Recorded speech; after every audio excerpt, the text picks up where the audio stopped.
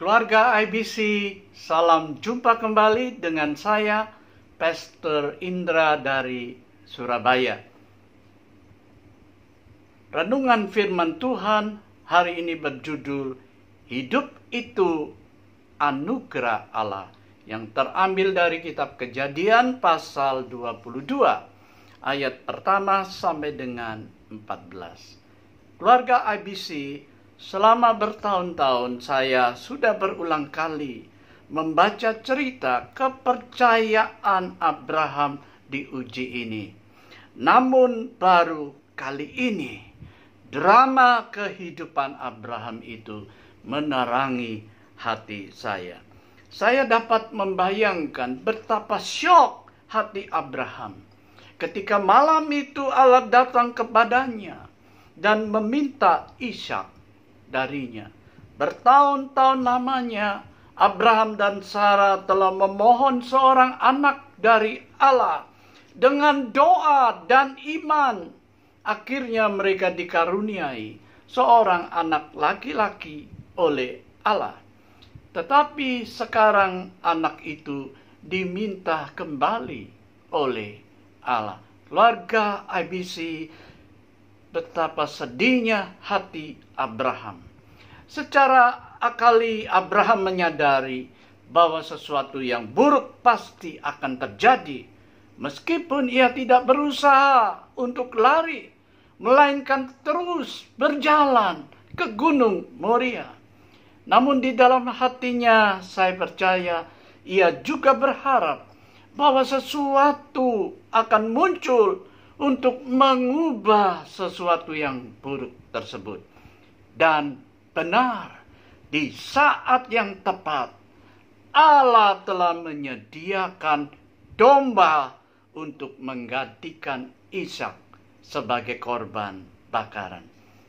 Oleh karena itu, keluarga IBC, dalam kesempatan hari ini, izinkanlah saya berbagi dengan saudara sebagai teman sepergumulan tentang 3 jalan yang mungkin dapat memimpin kita keluar dari kegelapan hidup ini ketika kita mengalami beban dan penderitaan, sakit penyakit yang berat, atau bahkan kematian orang yang kita kasih. 2 di antaranya merupakan jalan buntu, sedangkan 1 yang lain adalah jalan keluar. Jalan yang pertama adalah pasrah diri, yaitu kita harus menerima apa saja yang diperbuat Allah atas kehidupan kita tanpa sepatah kata atau bersungut-sungut.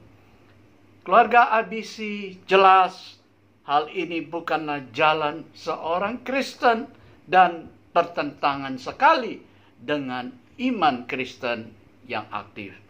Jalan yang kedua adalah berharap mengerti semuanya. Dengan kata lain, jalan ini berusaha untuk menjelaskan secara lengkap segala sesuatu yang masih berserakan dalam sebuah jawaban yang rapi.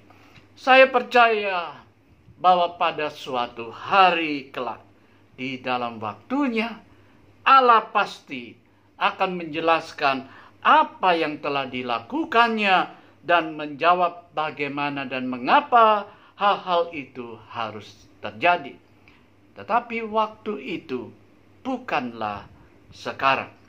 Oleh karena itu, usaha apapun untuk memutlakkan atau menemukan jawaban yang akan menjelaskan segala sesuatu yang terjadi akan mengalami kegagalan atau bahkan memutarbalikkan kenyataan yang sebenarnya. Keluarga IBC, masih ada 1 lagi jalan yang merupakan jalan keluar yang sesungguhnya bagi penderitaan hidup, yaitu bersyukur. Dan yang sangat menarik adalah justru hal inilah yang menjadi dasar bagi kisah Abraham dan Ishak. Pada awalnya saya merasa bingung dan ingin tahu Macam apakah Allah pencemburu itu, yang menginginkan seorang anak kecil sebagai tanda kesungguhan? Tetapi ketika saya mempelajari lebih dalam lagi tentang pernyataan Allah di dalam Alkitab, saya akhirnya menyadari bahwa kecemburuan Allah bukanlah maksud dari kisah Abraham dan Ishak. Apa yang sebenarnya ingin Allah ajarkan kepada Abraham di sini dan di sepanjang hidupnya adalah suatu pemahaman yang mendasar bahwa hidup itu anugerah, pemberian semata-mata.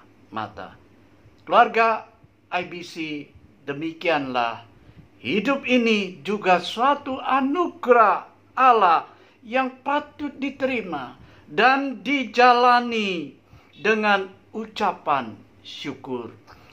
Kisah tentang Abraham dan Ishak ini sengaja diberikan oleh Allah, sebab manusia telah kehilangan cara pandang yang sedemikian rupa tentang kehidupan. Sebaliknya mereka mencoba untuk memiliki hidup ini sepenuhnya seolah-olah miliknya sendiri. Namun sesungguhnya hanya jika hidup ini dilihat sebagai anugerah dan diterima dengan perasaan syukur, maka kita akan mendapatkan sukacita dan kebahagiaan hidup yang sejati dari Allah. Amin.